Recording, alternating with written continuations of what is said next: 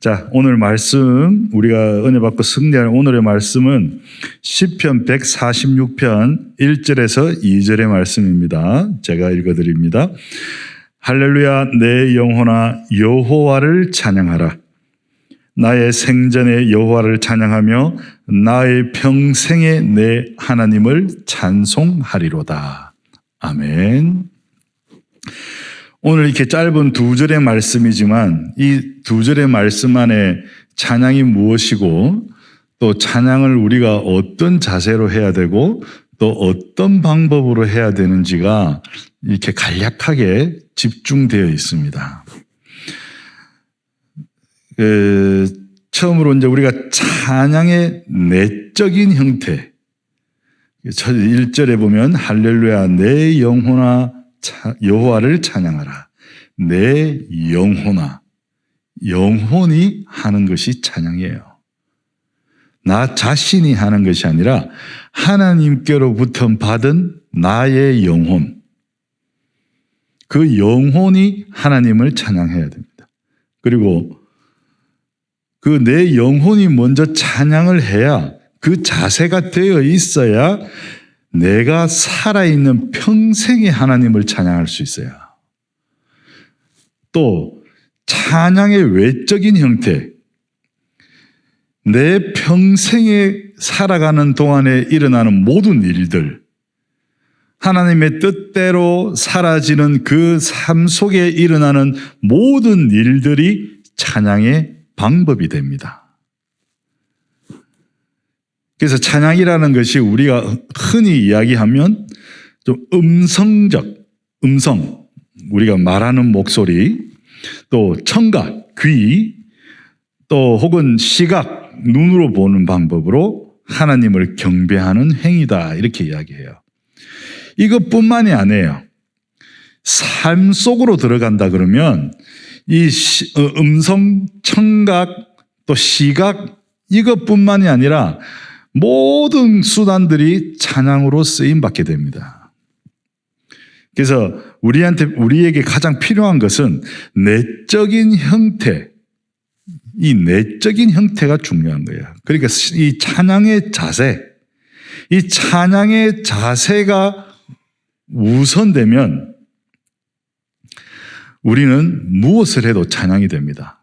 근데 지금 시대는 이 내적인 형태보다는 이 외적인 형태가 우선되는 시대예요. 하지만 그렇다고 해서 우리가 이걸 외면해서는 안 됩니다. 세상이 외적인 형태를 우선한다고 해서 나는 그게 아니야, 나는 내적인 형태를 중심으로 가겠어라고 이렇게 회피하지 말고 직면해서 그 외적인 형태도 우리가 섭렵을 해버려야 되는 거예요. 이것이 직면하는 겁니다. 그렇게 해야지 우리한테 승리자라는 타이틀이 붙을 수 있어요. 예수님을 보세요. 그 죽음이라는 그 상황을, 죄인으로서의 그 죽음이라는 그 상황을 회피했다면, 인간의 죄를 대신해서 죽으시지 않았다면 이 인류는 어떻게 되었겠냐는 거죠. 그리고 승리했다는 말을 들을 수 있겠냐는 거예요. 회피하다가 어쩔 수 없이 붙잡혀서 죽음을 당해가지고 무덤에 묻혔는데 사흘 만에 살아났다. 살아났다라고만 이야기하지 승리했다는 말을 붙일 수 있겠냐는 거예요. 그렇지 않아요? 그러니까 우리의 자발적인 것이 필요하다는 거예요. 그러니까 직면해야 돼. 그래서 오늘 말씀을 통해서 우리가 어떻게 이 세상의 풍조를 직면해서 우리가 이 모든 것들을 섭렵하고 우리의 내적인 것으로 승리할 수 있을 것인가? 이 찬양에서 우리가 어떻게 해야 나의 모든 것이 찬양이 되어지고 하나님이 하시는 찬양에 쓰임받는 자로 설 수 있는가? 그 방법을 찾으시기 바랍니다. 우선적으로 찬양의 자세입니다. 이 찬양의 자세, 영혼아 찬양하라. 이 찬양의 자세, 영혼이 찬양하는데 우리가 유아독존, 이 세상의 유일한 나, 이 세상의 중심, 이런 자세로 찬양을 한다 그러면 찬양이라고 할 수가 없죠. 우리가 믿는 사람으로서 찬양이라고 말을 한다 그러면 단순한 노래, 무용 뭐 이런 것들이 아니라 하나님의 모습을, 하나님의 권능을, 하나님의 영광을 세상 앞에 드러내 놓는 일이 우리의 찬양입니다. 세상에서 말하는 찬양이라는 용어와 우리가 교회 안에서의 찬양이라는 용어는 이렇게 분명히 구별해야 됩니다. 우리가 말하는 찬양의 대상은 오로지 하나님, 성삼위 하나님 그분뿐입니다. 세상은 많은 사람들을 찬양할 수도 있고요. 많은 그 만들어진 물건들을 찬양할 수 있어요. 그렇죠? 김일성도 찬양받을 수 있고 김정일도 찬양받을 수 있고 또 큰 불상을 지어놓고 그 불상 앞에 불공 드리는 그것도 찬양의 행위예요. 그거는 세상이 말하는 찬양이에요. 하지만 우리가 말하는 찬양의 대상은 오로지 한 분, 성삼위일체 하나님이십니다. 그렇다 그러면 우리가 피조물의 자세를 가져야 돼요. 그리고 요한계시록, 지금 우리가 예술인 사모놀에서 요한계시록을 가지고 여러분들에게 지금 간단하게 설명을 하고 있는데 며칠 전에 봤던 요한계시록 4장 8절에서 11절의 말씀을 한번 보겠습니다. 네 가지 생물, 네 생물은 각각 6날개를 가졌고 그 안과 주위에는 눈들이 가득하더라.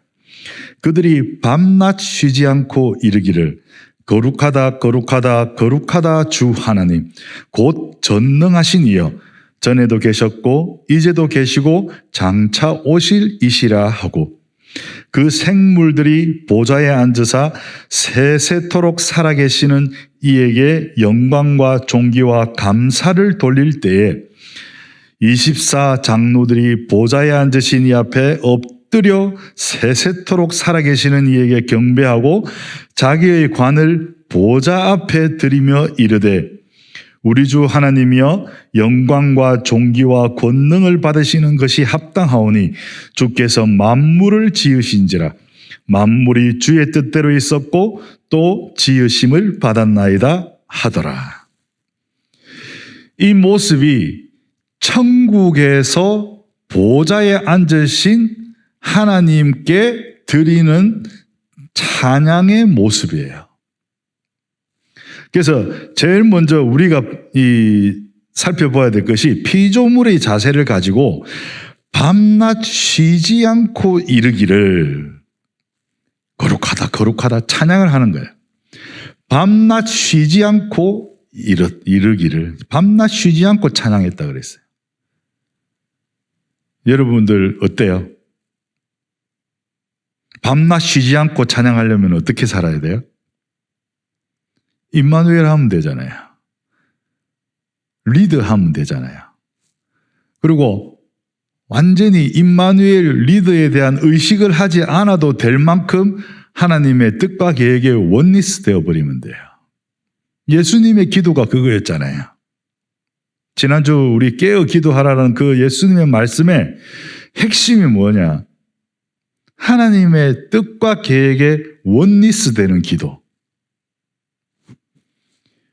그것이 우리가 밤낮 쉬지 않고 찬양할 수 있는 방법입니다. 내 삶의 목적이 하나님의 뜻과 계획과 하나가 되는 것. 그리고 10절에 보면 자기의 관을 보좌 앞에 드리며 이 24 장로들이 이 면류관을 관을 쓰고 있었는데 그 우리가 관이라고 그러면은 명예, 권력 뭐 이런 것들을 이야기하죠. 왕 뭐 이런 의미도 느낌도 들고요. 근데 자기가 가진 그 명예나 권세나 권력들이 내 것이 아니다라는 표현이에요. 이 관을 벗어서 그 보좌 앞에 내어놓고 엎드려서 바닥에 바싹 엎드려서 자기의 그 피조물임을 인정하는 그 자세로 찬양을 드렸다는 거예요. 그래서 모든 것이 하나님의 것이다라는 그 인정이 되어야 된다. 그래서 찬양의 자세는 피조물의 자세. 쉬지 않고 찬양하고 하나님과 하나 되어서 찬양하고 내가 가진 것은 하나도 없다. 모든 것이 내가 입고 있는 이 옷, 내가 쓰고 있는 이 안경 하나까지도 모든 것이 하나님의 것이다. 그래서 하나님 앞에 벌거벗은 몸으로 찬양할 수 있을 정도로 다 모든 것을 하나님 앞에 내어놓아야 된다. 그러면 내가 하는 모든 것이 찬양이 되어집니다. 그러면 찬양의 방법을 한번 살펴봅시다. 이런 하나님을 향한 피조물로서의 중심이, 그 자세가 나한테 있다면 찬양의 방법은 모든 것이 돼요. 하나님이 만들어 놓으신 그 모든 것이, 창조해 놓으신 그 모든 것이 나에게, 우리 인간에게 맡겨주신 그 지배하라고 우리에게 맡겨주신 이 피조물, 이 세상 모든 것이 찬양의 방법이 되고 도구가 되어집니다. 우주에 소리가 있다는 이야기 들어봤죠? 뭐 과학적으로 뭐 이렇게 추측하고 확실하게 검증은 안 되었지만 지구가 돌아가는 소리가 난다 그러잖아요. 근데 이제 우리의 청각으로는 그 음이 너무 낮은 음이라 지구가 이렇게 우주를 돌 때 공기와 지변이 마찰하고 뭐 공기가 같이 바람이 불고 하는 그 지구가 이렇게 자전하고 공전하는 그 과정에서 일어나는 소리가 있다 그래요. 근데 우리의 귀로는 우리가 들을 수 있는 그 영역이 요만큼인데 그보다 훨씬 낮은 음으로 이런 음보다 훨씬 낮은 음으로 그 소리를 내며 움직이고 있다 그래요. 이것도 찬양입니다. 왜? 하나님이 지어놓으신 그 만물이 운행되어지면서 나는 소리이기 때문에. 그래서 우리가 가장 많이 쓰는 방법으로 소리라는 방법을 찬양에 씁니다. 그래서 소리 내어 찬양한다. 그럼 목소리를 내어서 고백하고 표현하는 것이죠. 여기서는 말이라는 것을 의미하죠. 그리고 큰 소리로 찬양한다.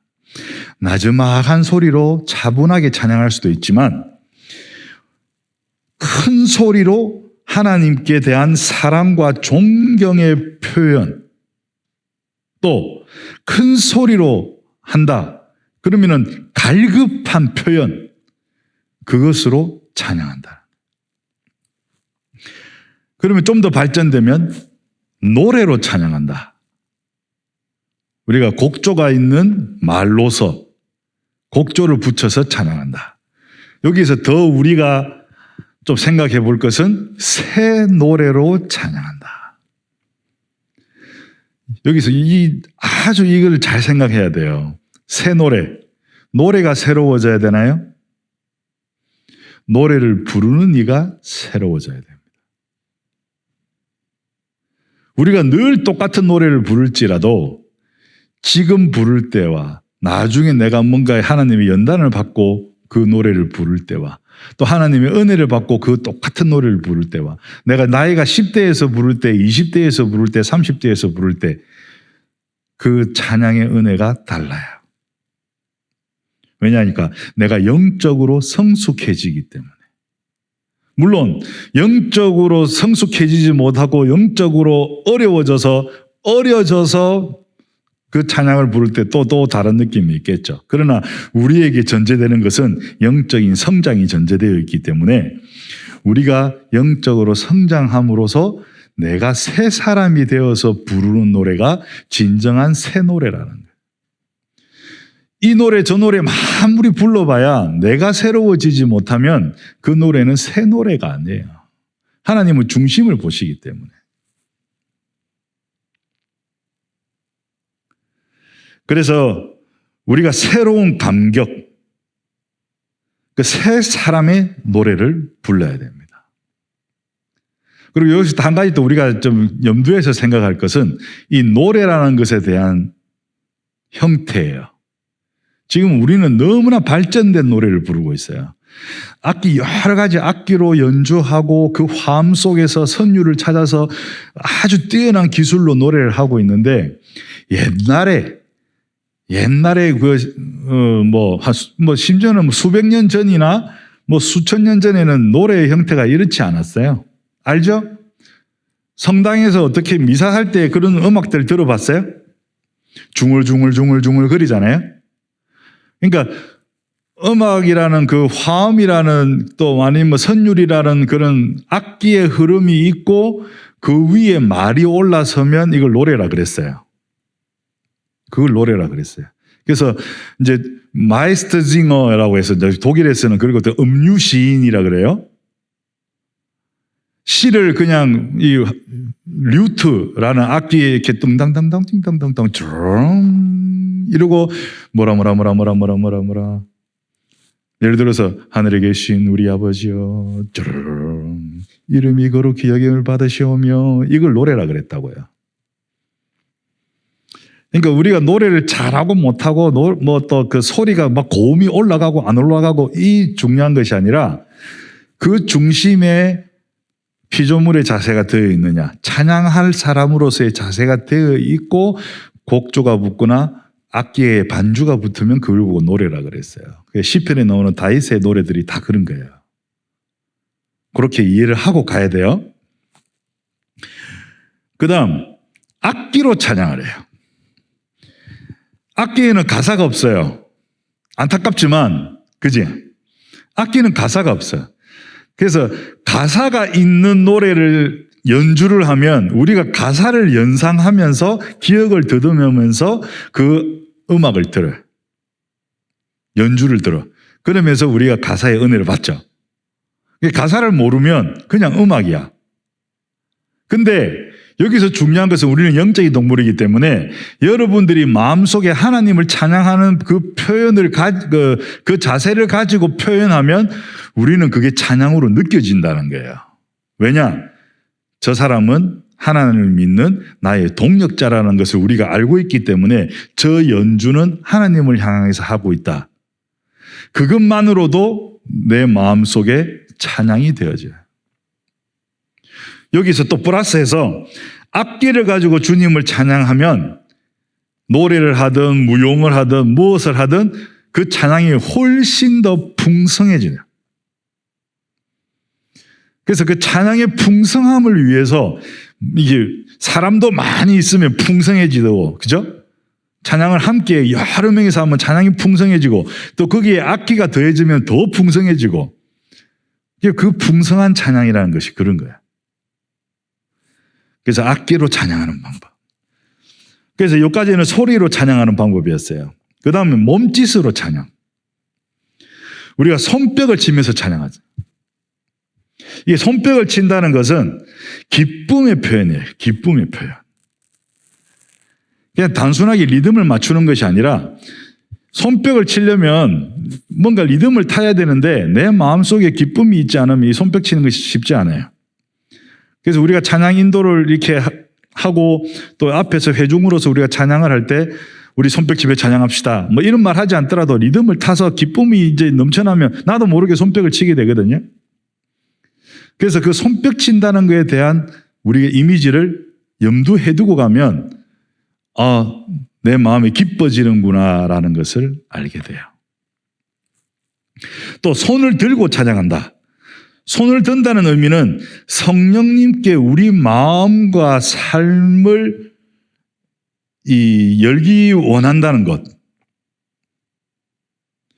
그러니까 손을 들면 우리가 이렇게 벌려서 이렇게 뭔가 이렇게 받을 준비를 하잖아요. 그래서 원하는 하나님께 보여드리는 것과 하나님께서 우리를 위해서 하신 모든 것을 기꺼이 받아들이겠다는 표현으로 우리가 손을 든다는 거예요. 하나님이 주시는 은혜를 붙잡고 소망을 붙잡고 손을 들고 찬양합시다. 그러면 하나님이 주시는 그 이미 주시고 준비해 놓으신 것을 우리가 쥐게 된다는 거예요. 그래서 손을 든다는 의미를 가지고 있는 거예요. 또 일어서서 찬양한다. 일어선다는 것은 예의와 존경을 표현하는 거예요. 여러분들이 자리에 앉아서 편하게 찬양해도 뭐 예의와 존경이 없다는 것이 아니라 그것보다 일어서면 비교적으로 더 하나님 앞에 인정을 하고 존경과 예의를 갖추는 것이 된다. 우리가 말에 존댓말이 있잖아요. 우리가 구사하는 찬양에도 음악에도 그 존대하는 표현이 있어요.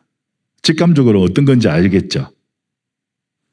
설명하면 또 시간이 길어지니까 그건 나중에 우리가 공부하면서 따로 말씀드릴게요.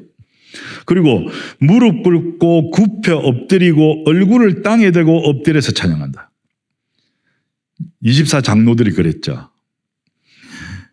이 말은 뭐냐? 하나님의 존재 앞에서 완전히 죽어지고 겸손함으로 그 앞에 나아간다는 거예요. 하나님과 대결하기 위해서 나가는 것이 아니라 하나님께 나의 모든 것을 내려놓고 하나님이 나를 지배하신다라는 표현을 가지고 나가는 거예요. 그리고 춤추며 찬양한다. 내가 제일 좋아하는 게 춤추며 찬양하는 거예요. 노래하면서 찬양하는 것보다 춤추며 찬양하는 거예요. 왜 그러냐? 내가 춤을 못 춰. 그러니까 춤추면서 찬양하고 싶어. 내가 여기 부러운 사람들이 춤추며 찬양이 되는 사람들. 너 춤을 추면 이상이 안 돼. 내 마음속에 자존심이 있어서 그런지 그것도 버리면 될런지 내가 좀 배워야 될 것 같아. 그래서 하나님께서는 찬양할 때 춤도 추라고 하셨어요. 춤추며 찬양해라. 모든 악기와 노래와 큰 북, 작은 북 다 춤추며 찬양해라. 그래서 하나님이 만드신 춤을 추는 것은 이 찬양의 진정한 표현이 된다. 내 속에 있는 모든 것을 다 드러내고 찬양할 수 있는 방법 중에 하나예요. 쉽지 않아요. 그죠? 근데 몸으로 찬양해 보면 모든 것을 다 표현해낼 수밖에 없어. 그 다음에 이제 우리가 중요한 것들로 넘어갑니다. 조금 수준을 높여서 원초적인 우리가 소리와 몸짓을 넘어서서 우리의 신앙생활로 찬양하는 것. 첫 번째로 헌신으로 찬양. 우리가 시간과 노력을 교회를 청소를 한다든지 교회의 어떤 행사에 우리가 참여를 한다든지 하는 그런 헌신을 통해서 하나님의 이름이 높여질 때 이 헌신은 찬양이 됩니다. 단 내 마음속에 피조물로서의 자세, 찬양인으로서의 자세는 갖추어져 있어야 되겠죠. 그리고 헌금으로서의 찬양. 지난번에 말씀드렸지만 헌금은 내 삶을 드리는 표현이에요. 옛날에 농경시대에 농사를 지어서 목축시대에 양과 소를 키워서 염소를 키워서 그것을 하나님께 제물로 바치고 제사를 지냈던 번제를 드리고 했던 것처럼 자기의 삶을 드리는 표현입니다. 근데 지금 우리가 농사 짓지 않고 직장 생활을 해서 월급을 받으니까 그것으로 하나님께 이제 우리의 삶을 내가 이런 삶으로 살아서 이 물질을 하나님께 드립니다. 감사합니다. 이런 표현이잖아요. 이것도 찬양이 된다는 거예요. 왜? 하나님을 인정하는 것이 되니까. 그리고 성전 건축을 통해서 찬양을 합니다. 성전을 짓는 것이 단순하게 건물이나 하나 짓는 것이 아니라 한 지역에 교회가 세워지면 그곳에서 하나님을 예배하고 또 복음의 소식을 전하는 것이 이 지역을 영적으로 장악하는 것이 돼요. 교회가 우리가 아무것도 안 하고 그냥 교회 하나 세워서 십자가만 하나 걸어놓고 무슨 교회라고 써붙여놔도 그것으로 인해서 영적으로 장악이 되어진다는 거예요. 그러다가 우리가 예배를 드리고 찬양을 드리고 지역을 위해서 봉사하고 또 나가서 우리가 복음의 말씀을 전하고 하면 이 일대는 우리의 땅이 되는 겁니다. 그래서 이 거점으로 우리가 이 지역을 장악하는 것이 세계로 예수님이 우리에게 명령하신 땅끝까지 가는 그 시발점이 되기 때문에 우리가 교회를 세우는 것조차도 찬양이 된다. 그리고 우리가 궁극적인 찬양, 이 시대의 궁극적인 찬양, 그게 뭐냐? 하나님의 계획 속에서 하나님이 원하시는 대로 복음 전도 현장을 누리며 살아야 할 우리의 최종적인 찬양, 그것은 바로 전도다. 또 선교다. 내 입술로 직접적으로 하나님을 드러내는 거잖아요. 너무나 직접적인 찬양이에요. 또 우리가 기도로 찬양할 수 있어요. 나를 내려놓고 드리는 기도는 위대하신 하나님을 의지한다는 표현이 됩니다. 그래서 기도를 할 때 내 인생이 한탄을 해서는 안 된다는 거예요. 그거는 상담이지, 상담. 물론 뭐 상담도 기도가 될 수는 있겠죠. 그러나 우선돼야 될 전제는 하나님을 의지하는 자세, 하나님께 답을 구하는 자세, 하나님께 방향을 구하는 자세, 그 자세로 기도해야 된다. 이렇게 여러 가지 많은 방법들을 살펴보았는데 찬양의 자세가 전제가 되면 피조물로서의 자세, 24시간 기도하고 모든 것이 하나님의 것이라고 그 앞에 내려놓는 그 자세가 전제가 되면 우리가 그림을 그려도 찬양이 되고 연기를 해도 찬양이 되고 의상, 옷을 입어도 찬양이 되고 또 우리가 어디 가서 공연을 해도 찬양이 되고 또 영상을 만드는 것도 찬양이 되고 방송을 해서 내보내는 것도 찬양이 되고 우리가 눈물을 흘리는 것도 찬양이 되고 우리가 고난을 당하는 것도 찬양이 된다. 하나님이 전제되었을 때. 말씀을 맺습니다. 하나님의 섭리대로 주님의 명령대로 살아가는 삶. 그 삶 자체가 찬양이다. 음악은 찬양의 아주 유용한 하나의 방법일 뿐입니다. 방법 중에 하나일 뿐이에요. 여러분들 삶에 찬양이라는 그 단어의 그 인식을 오늘 이 순간 바꿔주시기 바랍니다. 음악으로 노래하고 춤으로 추는 그 찬양만이 찬양이 아니라 하나님 앞에 나를 내려놓고 하나님이 주시는 능력으로 하나님의 명령에 따라 이 세상을 하나님의 섭리대로 살아가는 내 삶 자체가 찬양이 되는 것이 바로 찬양의 삶입니다. 그래서 24의 찬양을 드리면 25의 응답과 은혜를 받게 돼요. 그 응답과 은혜를 내가 쥐면 내 것으로 만들면 영원한 천국을 누리게 되는 것입니다. 저 같은 경우에 한때 드릴 것이 없어서 너무 힘든 이 상황이 생겨서 드릴 것이 없어서 드릴 거라고는 시간과 노력밖에 없어서 이 예원교회에서 내 시간과 노력을 그냥 드렸어요. 왜냐하면 세상에 나가니까 더 마이너스예요. 그래서 더 이상 마이너스 되지 않기 위해서 교회에 머물렀어요. 그러면서 나한테 일이 오더라고. 시간과 노력과 모든 걸 드렸더니 어느 순간 그 망해가던 경제가 살아나요. 다시 설명하면 또 시간이 너무 많이 가니까. 그러더니 나의 헌금 생활이 회복이 돼요. 어쩔 수 없이 드리는 이 헌금이 아니라 감사해서 드리는 헌금으로 회복이 돼요. 그러더니 성전 건축에 쓰임을 받아요. 제가 무슨 건축을 알아요? 건축위원이었잖아요. 이 쓰임을 받아요. 그리고 문화센터, 그 세상을 헤매며 살았던 그 시간 동안 내가 배웠던 그 제2의 그런 기술들이 이게 달란트가 되어서 이 교회에서 쓰임받게 되는 거예요. 그래서 나보고 멀티플레이어라고 그런 말을 하잖아요. 내가 봐도 신기해요. 어떻게 거기서 굴러먹다가 마지못해서 안 죽고 살려고 했던 일들이 교회에 오니까 달란트가 되어 있더라니까. 그리고 지금은 찬양으로 전도하는 이 전도자가 되어 있잖아요. 목사가 되었어요. 이런 축복이 어디 있습니까? 우리가 피조물의 자세로 행하는 모든 것에 하나님이 느껴지면 찬양이에요. 제가 하나님을 절실하게 느끼고 있거든요. 특히 요즘. 그래서 여러분이 오직 그리고 유일성 그리고 재창조의 찬양을 만들어 보시기 바랍니다. 여러분의 찬양을 하나님 앞에서 1대1로 만들어 보시기 바랍니다. 노래가 아니어도 돼요. 춤이 아니어도 돼요. 내가 할 수 있는 것이 뭔지 찾아보시기 바랍니다. 거기에 도움을 줄 수 있는 것이 우리 이 시간이에요. 이 토요 찬양의 New Normal Worship. 찬양의 새로운 기준을 세우자. 예배의 새로운 기준을 세우자. 우리 신앙생활의 새로운 기준을 세우자. 그래서 지금 설교부터 하고 그 다음 찬양하잖아요. 보통 찬양하고 그 다음에 설교하는데 설교부터 하고 하나님께 드릴 찬양을 하잖아요. 하나님께서 주시는 말씀을 받고 그 말씀에 근거해서 하나님께 드리는 찬양. 이 뉴노멀이잖아요. 새로운 기준이에요.